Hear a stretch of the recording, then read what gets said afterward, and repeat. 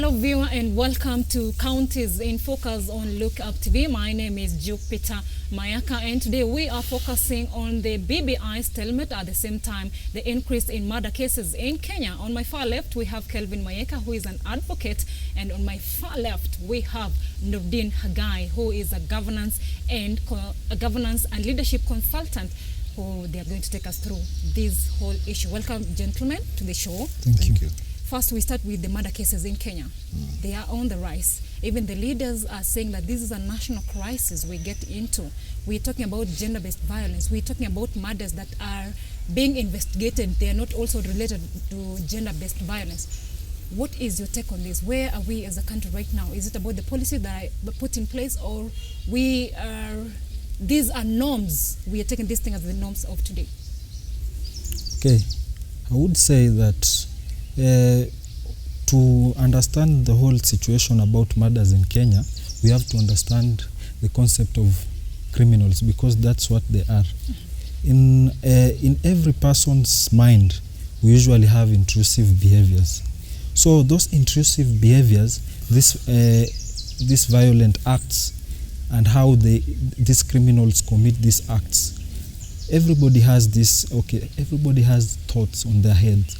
May it be violent, may it be non-violent, but however, what distinguishes the violent acts from non-violent acts is the action, the action that these criminals commit, leading to murders. Currently, with the COVID situation, we tend to see that there have been a high number of gender-based violence because of the lockdown and the more time people spend in their family, the different stress people are undergoing through, this leading to them behaving in a manner leading to actions which commit murders or commit accidents, hence leading to a high number of hospitalized people, diseased people. I guess it's because of the way people are controlling their stress levels and the way they're managing their distress. Yeah. Nurdin, do you think we are unable to control our stress and distress in this situation? That's where we're having so many murders in Kenya. Yeah, I'll just pick it up from where Raila Odinga said, if it is not working, go away. Just end it. Like, everybody go your different paths. You see, the problem is we are forgetting to discuss a very important topic in Kenya. That is the state of the mental health in Kenya. What is happening? What is leading person X to kill person Y? We realize there's a mental health problem in Kenya, and we have avoided it for years, and I think it has to come to the forefront. Among the things that Kenyans are suffering from is the mental health. How we address that is what really matters. Now, when you look at the marriages where people are killing one another, there's also something we have to look at. Do we as a people or Kenyans, do we go for counseling before marriage? Because what prepares you for marriage, for example, it's not just about, when you're dating, going for lunch, for dinners, meeting under a tree like we are right now, and having some, when you don't live together, it's not the same like when you live together. When you live together, things are different. Not every day will be rosy, and we all have different characteristics. Maybe you might be loud, I might be a quiet person. You might be too dramatic, I might be different from that. How do you handle that? You see, like in the developed worlds, people go for counseling, marriage counseling. Do we see that as an option? We should. Just because we're Africans doesn't mean going to seeing a purported counselor. It doesn't, or as they call them, shrinks. Doesn't mean you're mad or you're out of this world. We need to focus, since we're talking about developing and trying to move to a developed country, we need to also develop our minds and look at things like, for example, how do we solve the mental health crisis in Kenya? One, if you look at the police officers who kill one another, like let's say they are dating or it's a fight, or those who are in the army, post going for a war, when they come back, do they get counseling? Seen when you're in a battlefield for months and you come back, you're not going to be the same. So that's why I'm saying we need to look at the mental health status in Kenya. Because saying that we are stressed, yes, we are stressed. But just because you're stressed doesn't mean killing someone. It's not the solution, you see. So we might be put in a corner where things are tight in Kenya. Like right now, life is hard. even buying groceries is a luxury. It's like buying a BMW. You know, right now, if you own a place where people can come and buy tomatoes, you're like Bill Gates. You know, so and that is a sad reality where basic commodities are hard to find. That is why you see the element of criminality is rising in Kenya, because people are suppressed and oppressed. So at the end of the day, they look for an outlet, which is the wrong way. So like I said, let's find a solution to the crisis that we have, which is mental health. And also those who are in marriage or seeking to get married should seek counseling. But they do. Some do. Yes, some do. Some they do. Go for counseling. Well, if those who do, fine. But if it doesn't work, then as Raila Amolo Odinga says, you might as well part ways. It's not a must. You're not tied to the hip with someone. It's not a must. Just because I'm with you doesn't mean that's the end of the world. So if it's not working, instead of killing that person and you go to jail for that, and then you kill your entire your family, like your children as well, why don't you just part ways? You are not born together, so you don't have to live together for the rest of your life. It's this notion of till death do us part. So they put it like they take the literal meaning of till death do us part, so let us die. That's not the way. It's really not the way. As my colleague has put it, you tend to see that some of these couples that end up engaging in gender-based violence, these actions have been going on through day in, day night. So it leads to a point that it is inevitable that these murders occur or something. So I can base it on some individuals. Okay, base it on the individual in the sense that the mere fact that you are still in that relationship for validation or for you to feel good that you are loved or afraid that you are not able to get out of relationship, you are leading it into a catastrophic event that may not be irreversible in any manner. So sometimes as a person, when you see those small acts or those small red flags that something is about to occur, because you can't tell me that someone will wake up one day and just murder you. It will start with a slap, start with a conflict, arguments. So take responsibility before it leads to something that might not be able to be reverted. Just live. We're talking about Kharani, the guy, the latest one who killed Nyokabi. The lady was laid to rest. He appeared before the court on Monday, and he said he wants to get sentencing first of all so that he can start, his sentence before time. I mean, hataki kuharibu wakati. Mental health. Let me tell you something. You see, in criminal law, you just can't go to court and say, sentence me today. You see, they have to do the mental assessment, the test, so that they see if he's fit to stand trial. Remember the other young guy who killed the parents and the siblings? He had to go for a mental test, And they said that at the time they said he wasn't suitable to stand trial. Now they say he's okay, he can stand trial. So for Kharani, the test has to be done first. That's why they were seeking 14 days. So they have to do the test, and then he stands trial. Now, his case was sad because the father of the daughter was saying that she didn't want anything to do with him. And that's why I'm bringing back this notion of, if it's not me, it's nobody else. And that's a disease which we need to cure. It's not easy because, you see, there's love, then there's possession, and then there's obsession. So he was obsessed, like believing that the lady is mine and no one's alone. And you see, they're always, like he said, you don't wake up and kill someone. Starts with a slap here, a kick there, use of a pan. It's gradual. A black eye, a broken arm, a broken leg. That's how. And you see, the sad reality is that those who remain in the relationship, they keep saying, benefit of the doubt, you're going to change. He's never going to change, because the end result is he has to kill you. That's the end result. And we need to look at these red flags, because when you're dating someone, you look at, people are different when they get angry. There's someone who will get angry and walk away. There's someone who will be violent. And then there's one who you'll exchange insults. And then there's one who will raise the voice. So you need to understand your partner before you settle with them. If person X gets angry, how do they react? If the first thing they do is give you a hot slap on your face, then that's a red flag. Run away. That's what you need to do. And that's a culture we need to have, in that bring it back home and understand that, it goes back to the parent. Because there are parents who believe you cannot divorce once you get married. You have to die in that marriage. And that is wrong. Because your child, if your child is suffering out there, they have to make a decision, a conscious one at that, and say, it's not working here, I might as well leave. And then the stigma that is out here, you're from a failed marriage, needs to change. That's why I'm saying we need to change the way we think. We are focusing so much on building roads, building hospitals, increase the economy, try to move into a first world economy, but your mind is still ancient. It's backward. It doesn't go. They go concurrently. As you do infrastructure, you should develop your mind. And that is why I say the best liberation is that of the mind.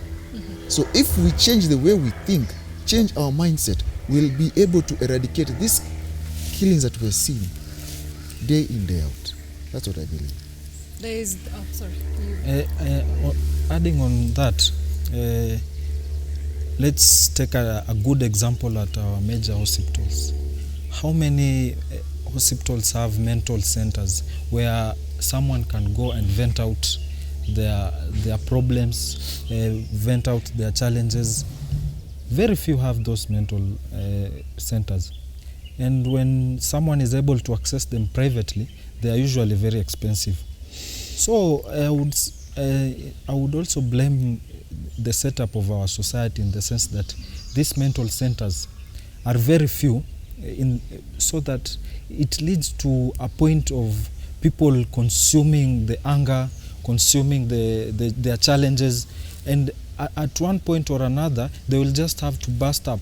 And when they are bursting up, very few will burst up on individually, they will burst up on another person. And when they burst their challenges on another person, they will lead to the killing or amputating of another party.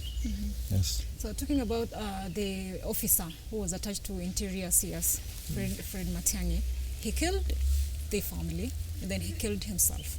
And then the police came out and said they are building a center where the police officers will be going for counseling because of the mental issues that are arising.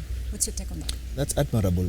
Finally, they have come to understand that the mental assessment of our officers is in question. Like I keep saying, you see, whether you're in the army or you're a police officer, you engage in, you find yourself, if you're a police officer, you obviously in your life, you'll engage criminals in gunfire and what have you. And then you also have to look, away from the mental health, you also have to look at their working conditions, their living conditions, their remuneration. There's so much that comes together with mental health, because some people, they fall into depression courtesy of the life they are living. Someone might be, for example, a police officer, and then there have been reforms here and there, but I still believe we are a long way to change how things are done in our police service. And that is why you see, when we have this curfew, for example, which according to me is illegal, it's not law. It's not law. As a lawyer, I'll tell you that it's not law. When you have these curfews, the main reason as to why you have a curfew is so that you prevent social gatherings past a certain time, to prevent the spread of corona. Now, you don't enhance a curfew with a rungu. For a police officer, when you realize your first act is to inflict pain on somebody else, you have an issue. You're a police officer, because it is utumishi kwa wote. So utumishi to you is a rungu. You see where I'm coming from? It goes back to their training. So we need to understand, is mental health a cause in Kiganjo? How you relate with, because you're coming to relate with individuals, and then there are different types of people. There's Nurdin, you will tell Nurdin, go home. I might say to go home. Then you might find Kelvin. He'll ask you why. So do you go for a cane? You understand, and you tell him you have to go home because of A, B, C, D. And that brings about the education. The spokesperson the other day was saying they go for people with D- and E's because they don't seek to get appraisals and don't seek to go high in ranks. But that's a fallacy. we need to, education is important because you're coming out to deal with people of different calibers. There's a lawyer who will tell you he knows the law. Are you going to fight him? Engage with him. You know, sometimes the best way is that of the mind. You know, make someone understand, make them feel like a fool, courtesy of things they are doing that are not logical. But when you decide the only thing you know is to cane someone, that's a problem. So once they build that center, all of them should go in. Starting from the IG going down, all of them should go in, get that assessment done, and help them so they understand that.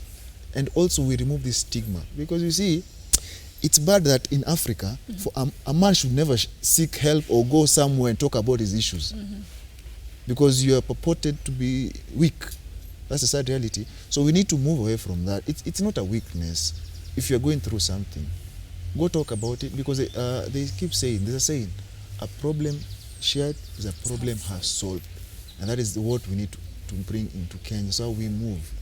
Because we're still trying to, like I keep saying, we're trying to be seen as a developing country, but with barbaric and archaic behavior that needs to be changed. Do you think the men will come out if told to? The stigma is a problem, because some people will laugh at you. But you see, you have to look beyond that, because it helps you. I might go for it, and I wouldn't care, because maybe I have thick skin, or because I'm confident of myself as a person. But what about person X? They will, you're going to shrink, you have a problem, you're crazy, you're a loony, you know. So we need to, the society also, we need to have public awareness, you know. The society needs to be, needs to be informed, because it's not informed. Once we do that, we'll reduce. I know it's never going to end. Matters of killing one another, it will never end. It's all over the world. But there's always a stepping stone. Yes, but I believe we can reduce that with the right implementation and trying to come up with better mechanisms. So I believe that is a step in the right direction, and I hope it works, because if it doesn't, we'll be back where we are, or worse. All right. You know, the interesting part is, why do we as Kenyans always wait until something happens?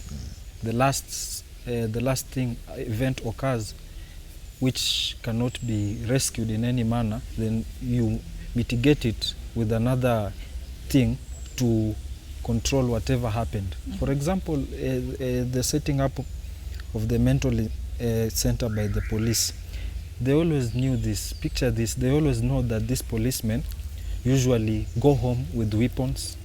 These policemen can access weapons, and these policemen are human beings. These policemen can get hungry. When they access these weapons, they can kill with using those weapons. Why didn't they set up these structures before these events occurred? This Kenyan culture of waiting until something happens, then we mitigate it with something, it's a terrible thing. It's always like saying everywhere, like we will vent about something, and then after a while something else will come up, we forget about this, we pick another thing. We have goldfish memory. That's the problem. And if it's not trending, it's not making sense. And it trends for a day or a week. And after that, we are back to, it's like we always have new scandals, and we keep forgetting the old ones. Yeah, you know, that's a sad reality. Our society is wired in a funny way, but that's what we have. What can we do? We are good at mopping up poured milk. Yeah, because it's always action reaction, action or reaction, action reaction. You know, we should have foresight. I believe for you to, that's why I keep saying we have a leadership crisis in Kenya since independence, because we don't have visionary leaders. Because a visionary leader will have foresight and realize, as we are moving forward, certain issues will arise. You learn from the mistakes of others. Look at the developed worlds. Like, for example, now we are going to have a gun factory, right? Yes. Now, when you look at the USA, they have issues with gun handling. Yeah. So, are we looking at what is happening there and trying to prevent that from coming to Kenya? That's a question we need to ask our leaders. Because having a factory is okay, for business, okay. But what about security? They have the gun policy in the states, they're trying to control, because anyone can come out of their house. We've had instances where someone is out of the house, he's depressed, starts shooting everyone they come across. Is that where we are going? Or to prevent that, should we have a legal framework that will prevent us from going there? Or policies? That's what we need to have. That's why I'm saying foresight. What we saw the other day, what was happening, whatever was trending on matters, guns, and then we have a factory now. We need to be careful. Foresight and vision is what lacks in this country, sadly. So the voter needs to look beyond a packet of flour, beyond my tribe, beyond a party, and look at vision. Okay. Yeah.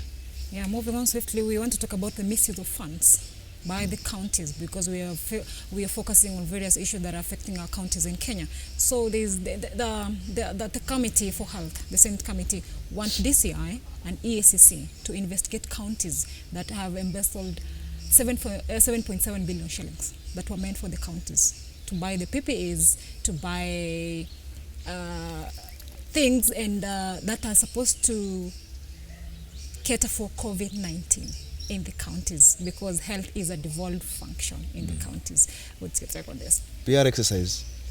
That's a PR exercise, because these things have been happening since devolution. You know, devolution was meant to cure matters of marginalization and development and whatnot, but it's only brought about governors who are now billionaires. And for you to trace money that has been stolen, it's very easy. As in, we have the agencies to do that. And then take them to court, but it can't happen. This is the sad reality, is that it's a PR exercise. It will be talked about for a week or two. We will see maybe a few kamatas where they'll get procurement officers, finance CECs, and then it will go under. That's a sad reality. You see, the problem in Kenya, corruption is only there to be talked about, but nothing happens about it. And that is why when we talk about, for example, when we talk about corruption cases, the BBI says corruption cases to take 2 years for conclusion. For that to happen, the judiciary needs to be one independent. Leave it independent, to work independently. Like what happened yesterday, the ruling that came out yesterday, commendable. You see, it also needs to be funded properly. You know, when you talk about independence, it takes away the issue of interference, because there will be interference. And then, because you see, the reality is that the governors are not stolen alone. So whoever, there has to be someone somewhere, like the Kemsa heist that we all know about. I was called by the guard, I was given a tender. I supplied, I was given my money. It doesn't work that way. All these proxies, they are proxies. And until we get the real culprits, they're doing nothing. Because we only get the small fish, the case goes under. The moment you see the real masterminds getting arrested, then we're going to solve the issues of corruption. Until then, we are a scandal away from the next. Every day in Kenya is a scandal, and everything being launched is a scandal. Wait for it. And that's why I keep saying the BBI is a scandal in waiting, because it brings about two things: BBI billionaires and political formations, and that's it.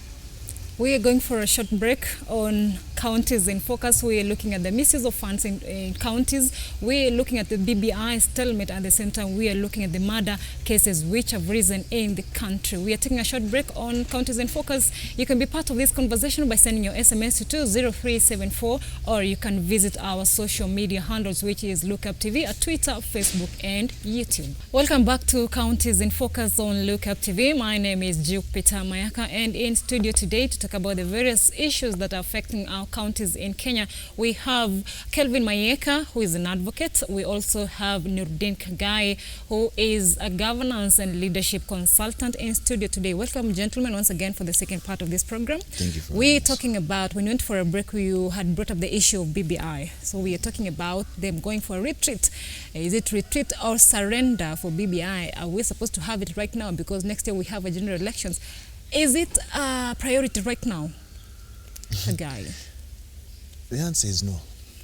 What's a priority? I'll tell you. If the government, you know here, government is in three: the executive, judiciary, and legislature. Now I'm bringing in the executive and the legislature. Let's put the judiciary aside. if they were really serious about what's most important, the most important thing right now is vaccination.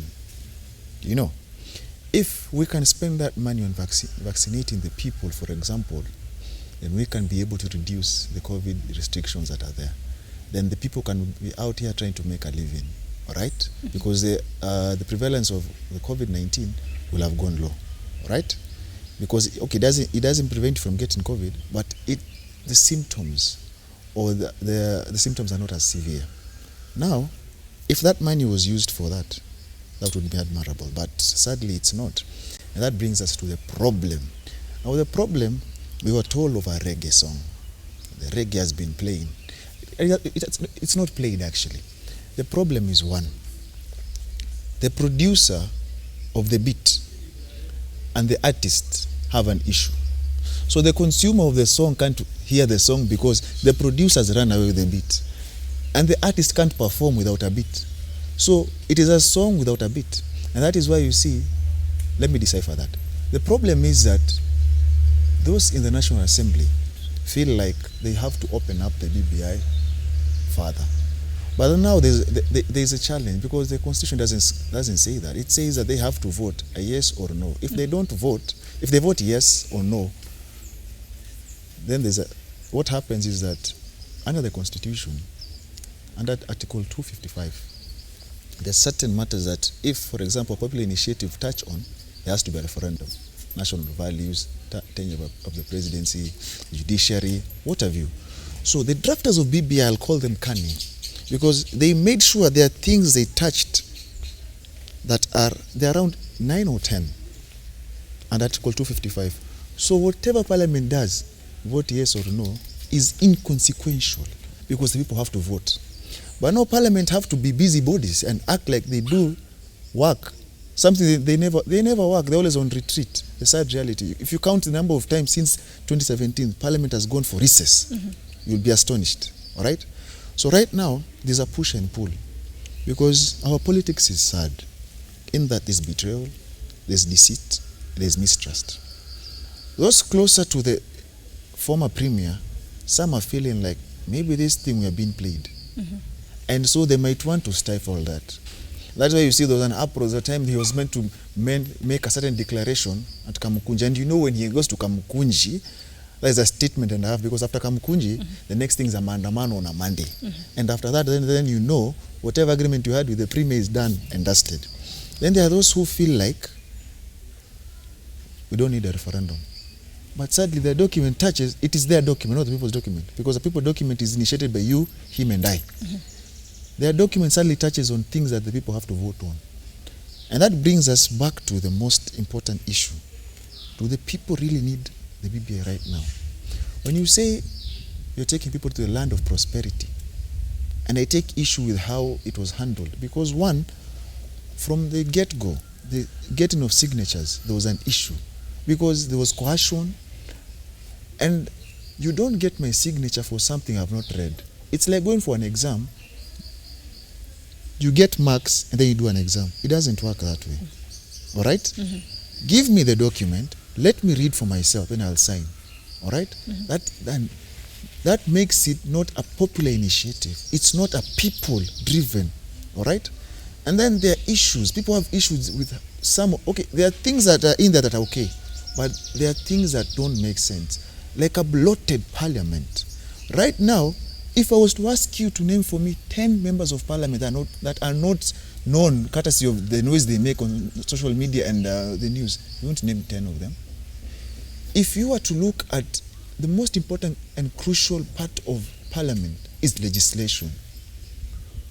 Where were the members of parliament when the debt ceiling in Kenya was being raised? Where were they?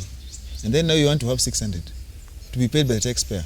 Those are issues Kenyans are going to have. Right now, a loaf of bread is 60 shillings.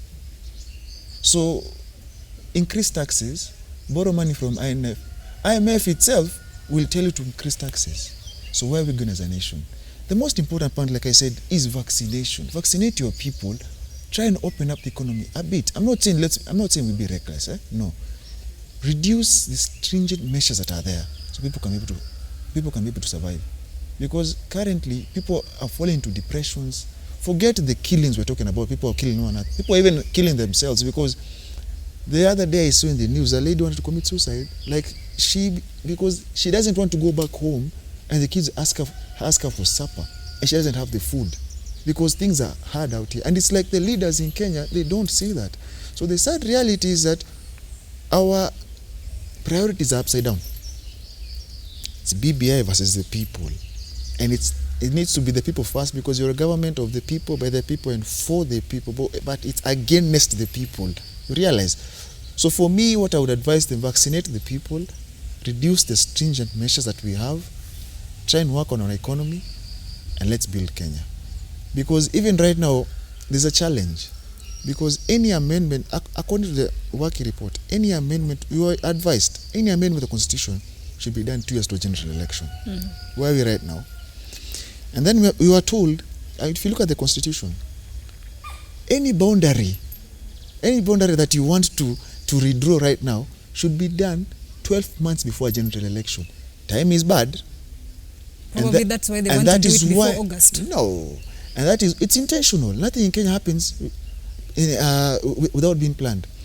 Haven't you heard of the stories now we are being told, Kenyans might be brought about in the conversation that we need to extend the term to 1 year so that we bring an election to 2023. Instead of having such nonsense conversations, why don't we talk about, for example, suspending the Insolvency Act for one? If it takes a petition to to Parliament, it can be done. Because at the end of the day, the number of bankruptcy cases that are filed day in, day out will astonish you.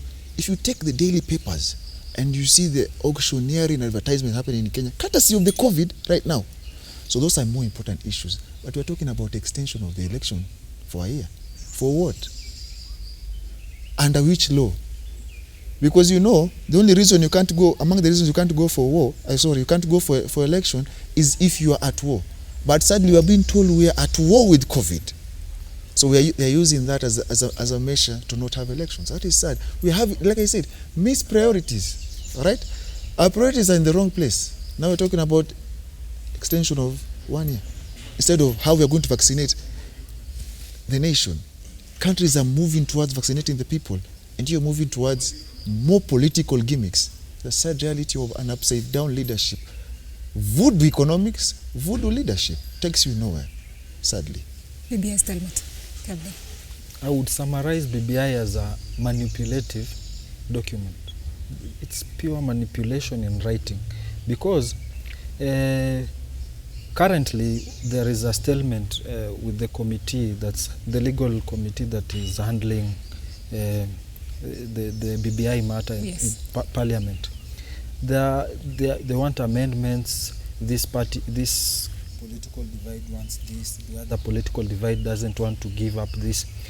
The interesting fact is, where are the citizens represented there?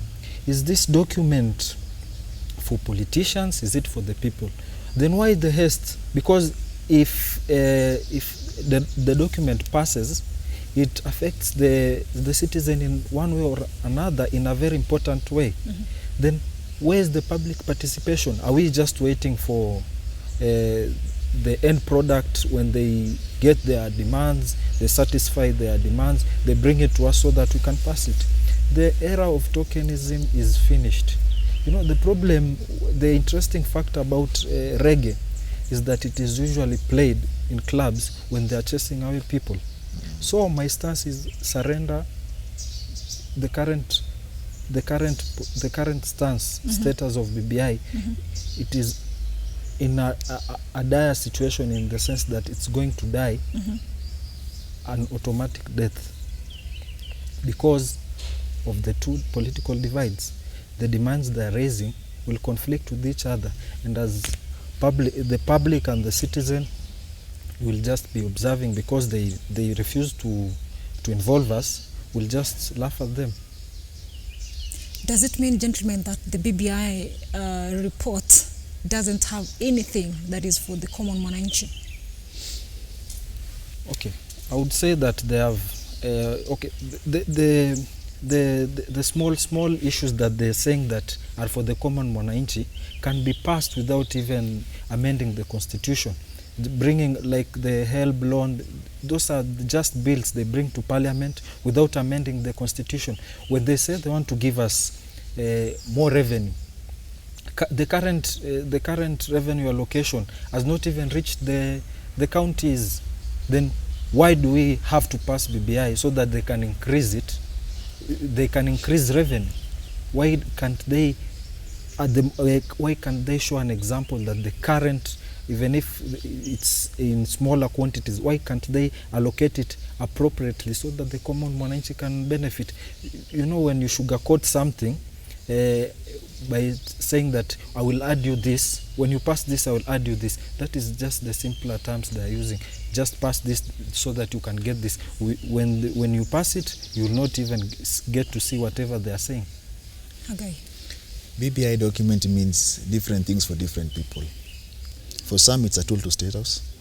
For some, it's a tool to make new money, courtesy of the campaign, because you have to print T-shirts, capes, what have you. You know, so you'll have a BBI billionaire one there or two. Everything in Kenya is a scandal, I've told you. Yeah? It's until it happens, it's always a scandal. And then for some, it's a tool to destroy other political leaders. And then now it comes down to you as a Kenyan. You have been enticed with incentives for you to believe that it's more about you. It's really not about the Kenyan per se, because when you say, they call it Building Bridges Initiative, right? Mm-hmm. You're building bridges to a prosperous Canaan, or a prosperous land, as they call it, away from ethnicity, away from election violence and what have you. But the BBI is mum on election violence and election chaos. Now, when you talk about, for example, problems like ethnicity,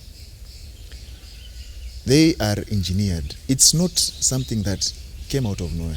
It's how our politics has been since independence, where we believe when you, him and I want to have a coalition, I'll ask you what you bring to the table, him as well. So we'll talk about A, your funds, 2, your community, so the numbers. It's never about what idea do you have, what vision do you have, what policy do you have, what interest of Kenyans do you have at heart. You see? And so the BBI is enhancing.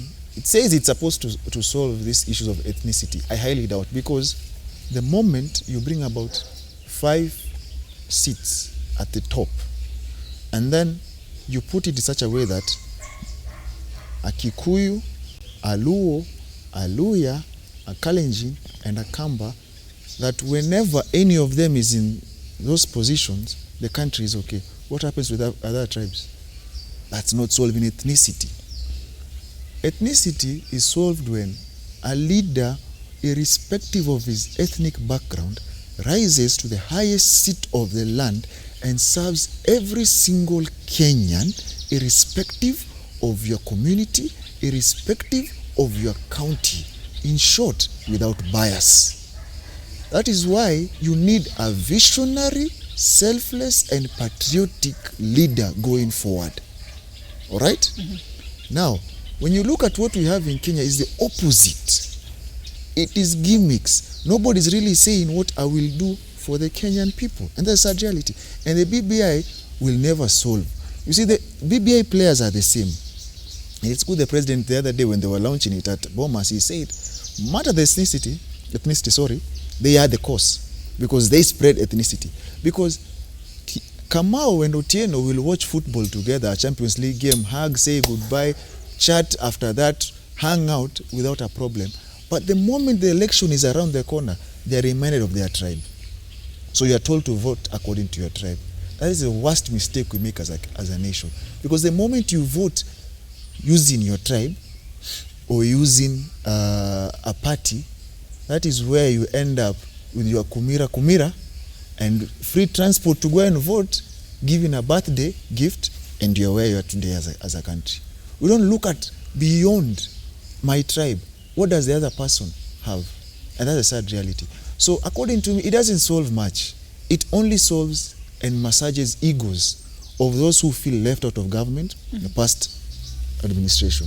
Because in the past 5 years, there are those who felt like they were out of government. So they couldn't make or transact with the government. That is the issue at hand. It's not about you and I. Because the issue that people say that when these 5 tribes are there, the country is okay. There is no single day a tribe is in power. It's an individual, the cronies, and the family. Because, for example, right now, the president of the country is from the Kikuyu community, the deputy president is from the Kalenjin community. When the taxes affect every single Kenyan, it doesn't skip a Kikuyu, a Kalenjin goes to a Luhya. No. It affects you across board. All right? So there is no single day that a community is in power. It's a person, the cronies, and a family.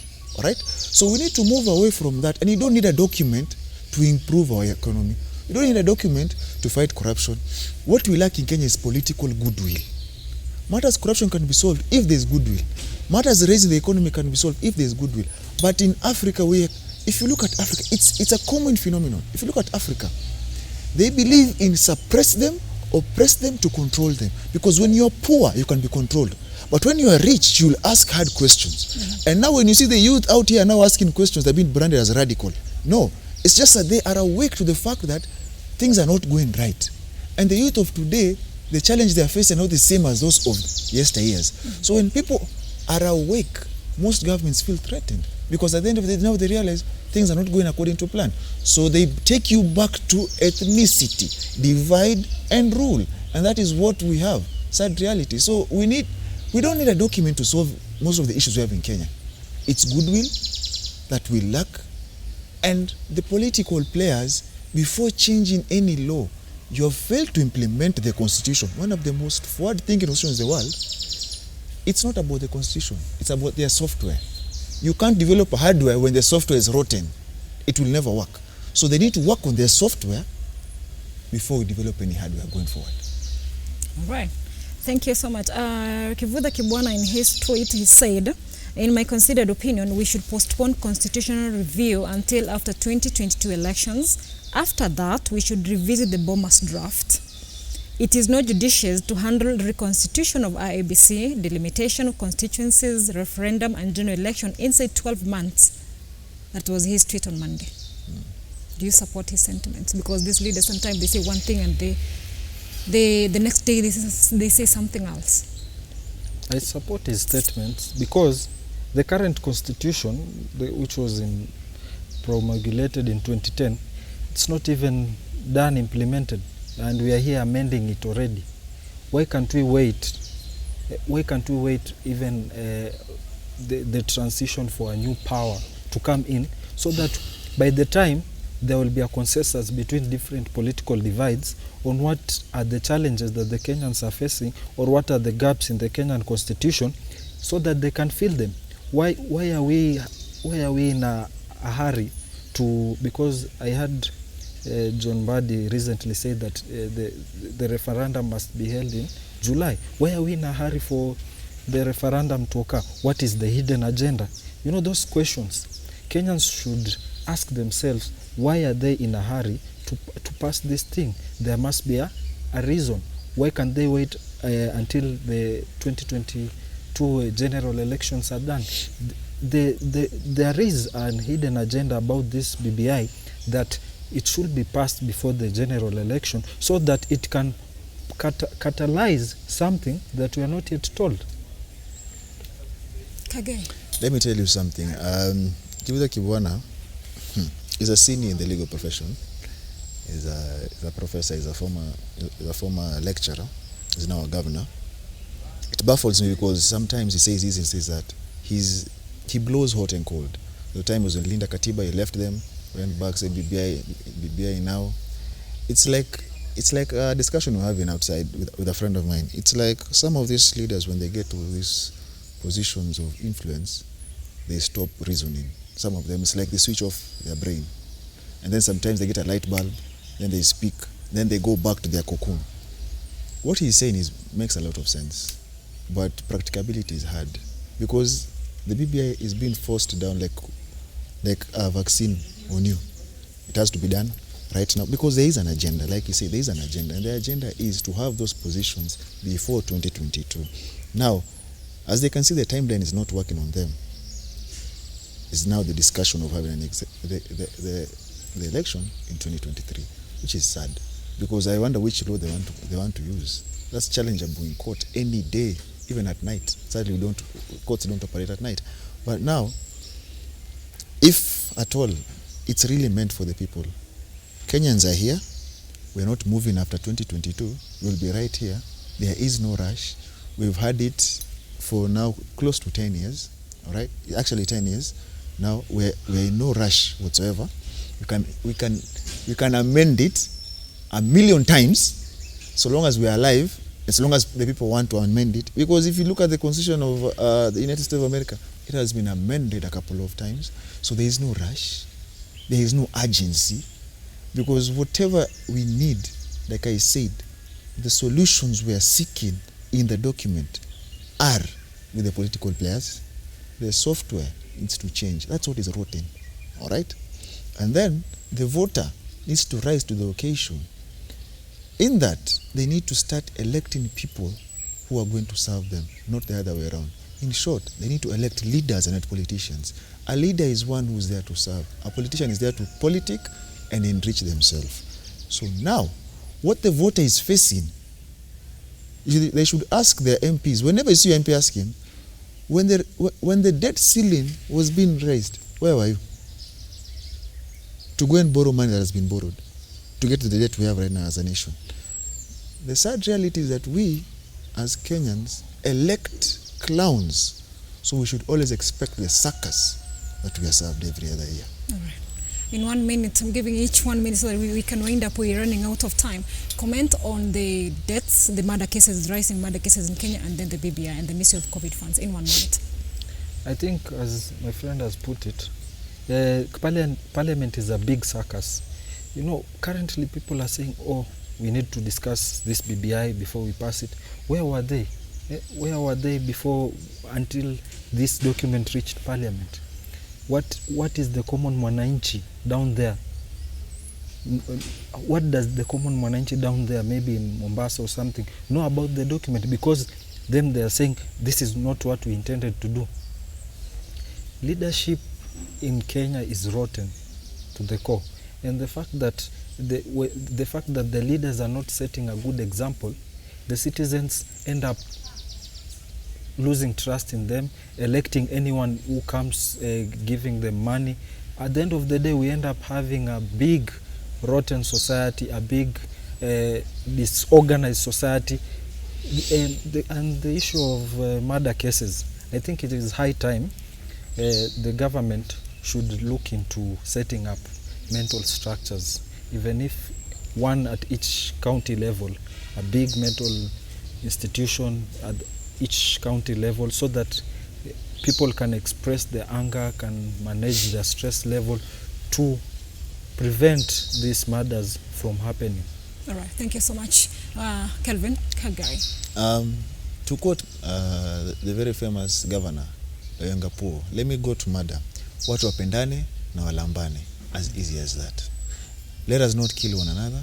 Let us focus and try and build a Kenya, because the moment you kill one another, who are we building this Kenya for? Let us try and, as I said earlier, focus on mental health, remove the stigma that is in the nation, and watu wapendane. That's simple. All right. Yeah. Thank you so much, gentlemen, for gracing this conversation on Counties in Focus on Look Up TV. We are winding up, and thank you for being part of this conversation. You can also be continue being part of it by sending your SMS to 20374, or you can join this conversation on our social media handles, which is Look Up TV on Twitter, Facebook, and YouTube. Goodbye.